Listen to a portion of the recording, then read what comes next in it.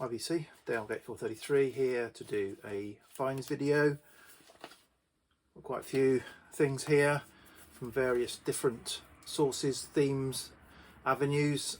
So let's get into it. First few are Record Store Day Drop 2, so I didn't get up early, queue up Record Store Day Drop 2 because the two record shops that I can go to, neither of them had everything that was on my list. I didn't have a very long list, but neither of them had everything. So I decided I'd take my chances when record shops put their stuff online at 6 o'clock. But then what happened during the day was I kind of took things off the list so that I had an even smaller list, and by chance one of the record shops that I go to did have all four things listed on their website. So I waited until 6, bought all four things from that shop and did a pickup, and I got them, but only got them just this weekend gone. So I haven't had a chance to listen to much. I've listened to one of them only. So but anyway, I'll show them.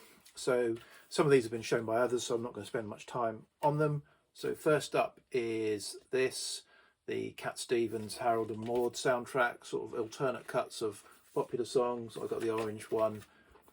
So yeah, I haven't listened to it yet, but supposedly it's good.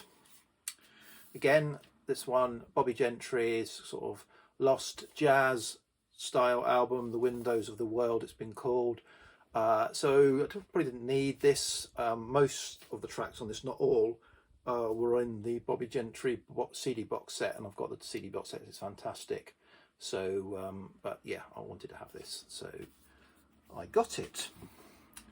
Next was a bit of a blind buy, in that I don't have anything by this artist on vinyl. I have a few tracks from CD comps I've seen. So it's Candice Dayton and Trouble, Heartaches and Sadness, rare cuts from the Fame Sessions master. So this is a sort of a lost Fame Sessions put together and put out as an album. So yeah, so maybe not the best place to start with Candice Dayton, but I haven't got anything and I thought I'd just give it a go.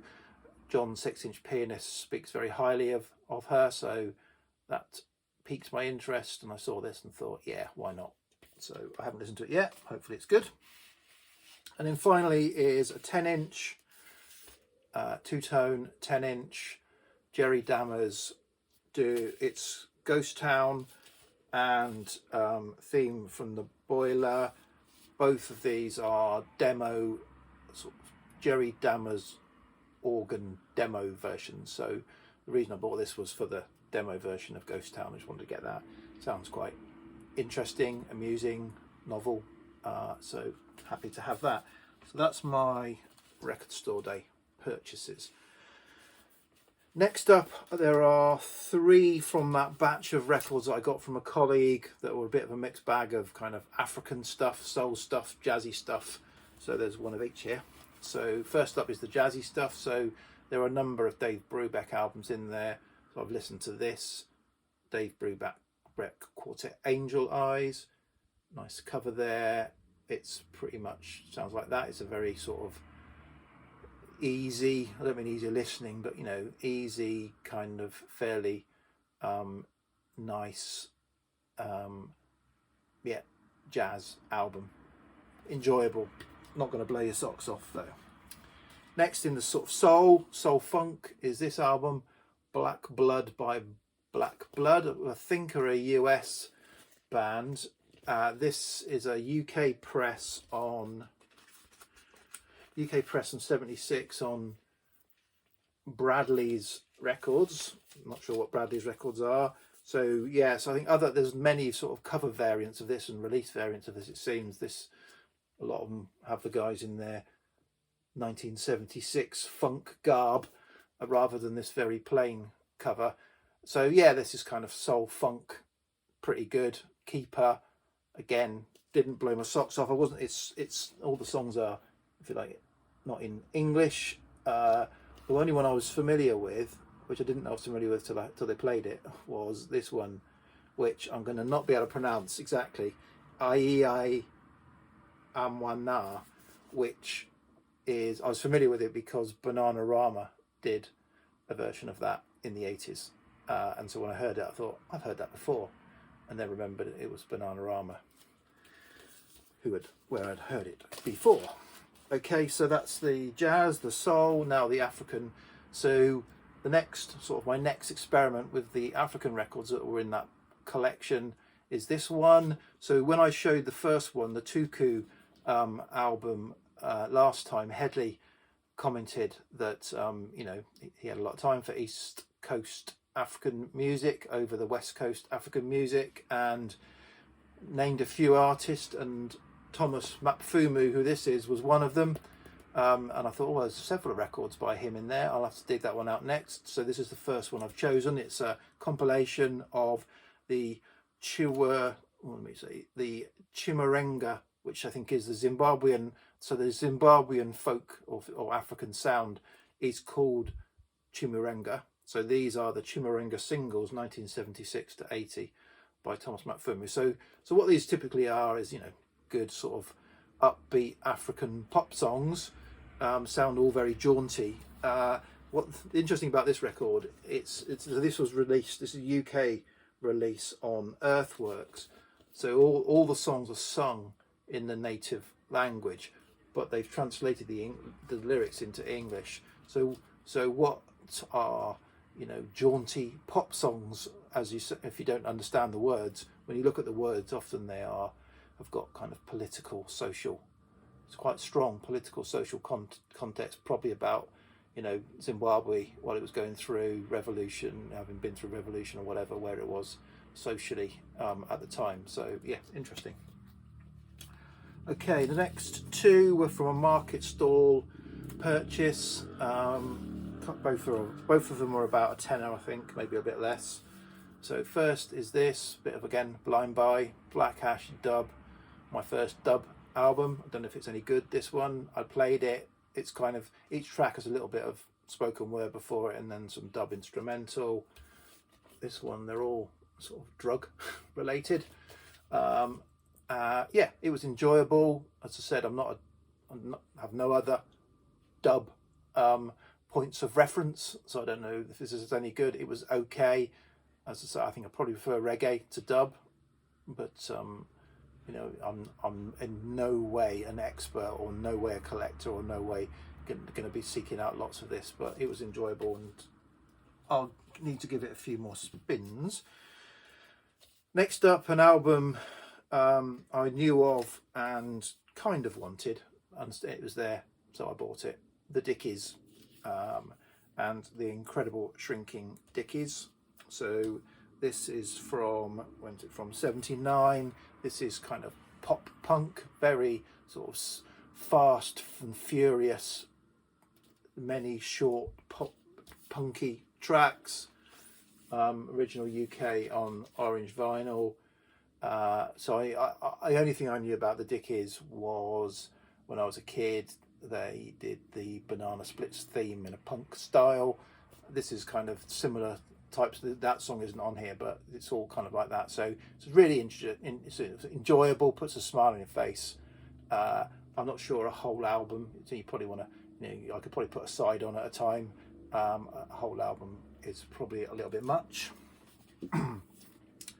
Okay, next up, Car Boot Sale finds. Thin on the ground for me this year.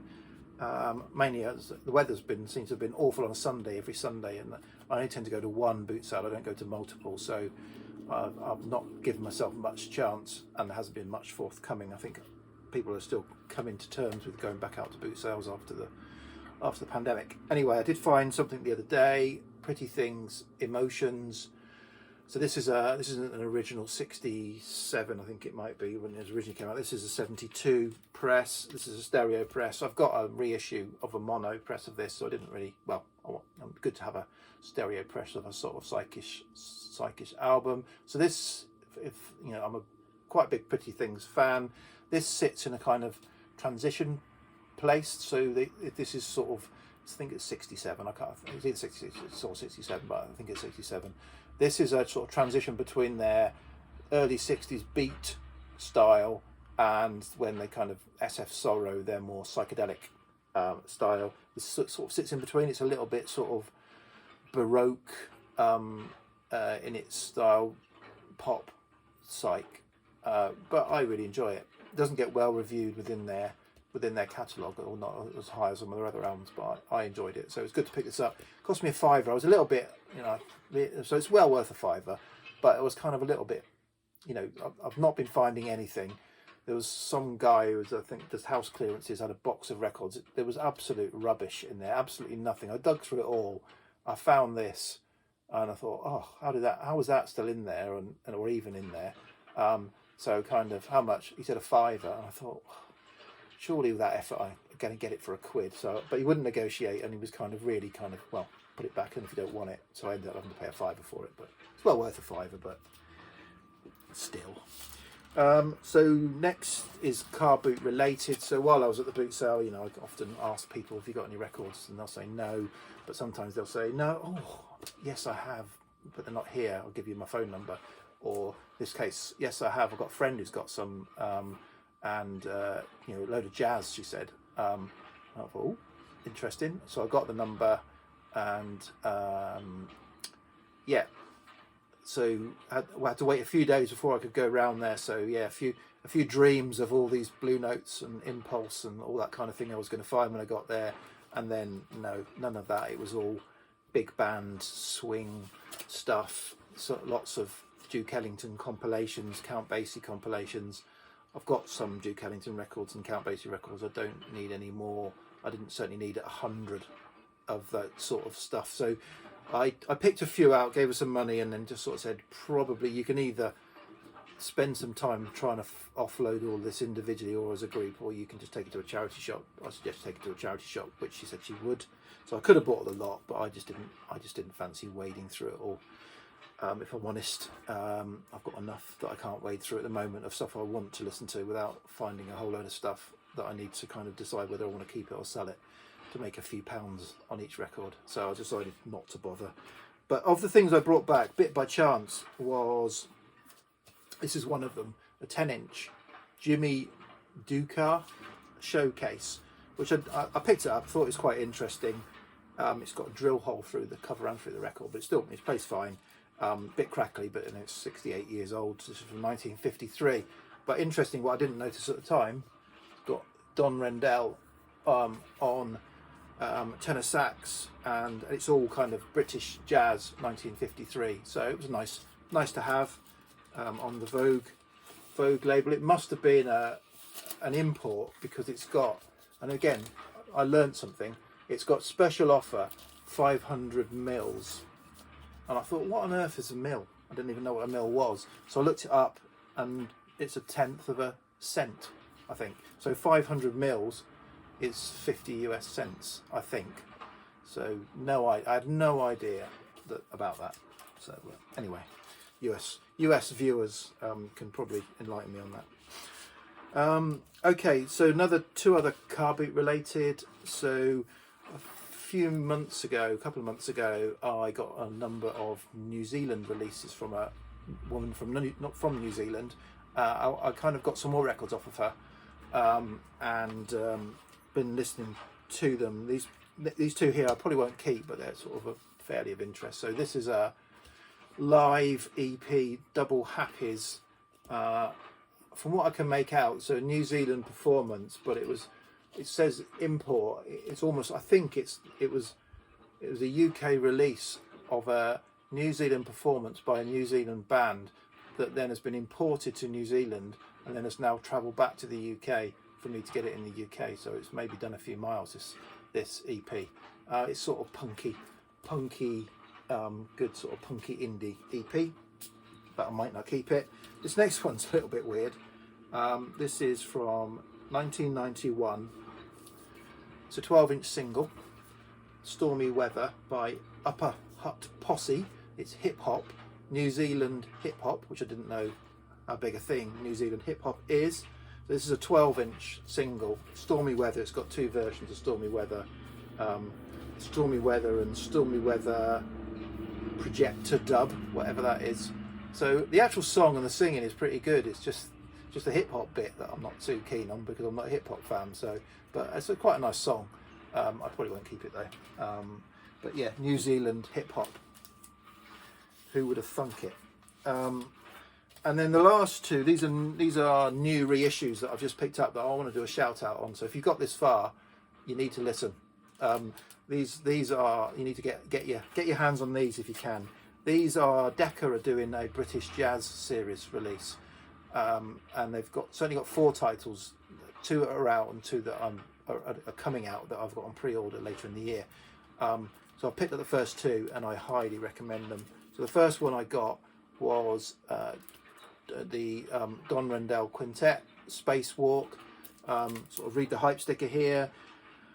Presenting one of the most distinctive British jazz albums ever made, vinyl, audio, remastered and cut from the original master tapes by Gearbox Records, 100-gram optimal pressing, 12x12 insert with new liner notes and audio download voucher. So this is a record, 1972 record. Great album, but you know, fantastic. I got this, I opened it up, it's got one of those horrible sticky sleeves, but yeah, got it, opened it up, stuck it on the turntable, didn't bother with a static gun, didn't bother with a carbon brush, just stuck it on.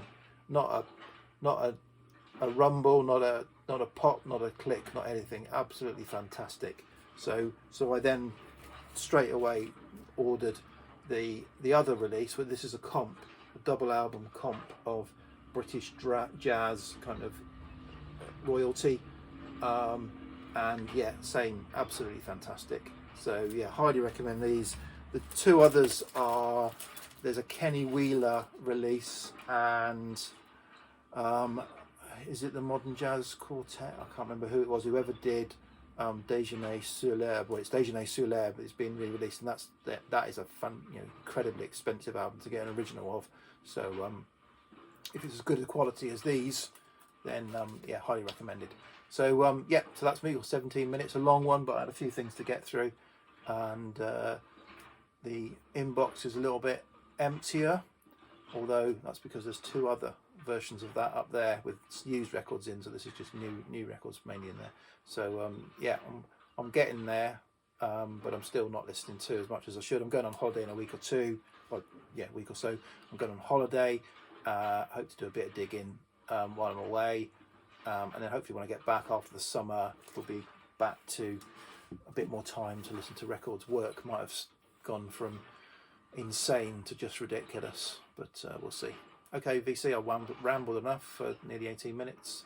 Cheers, bye.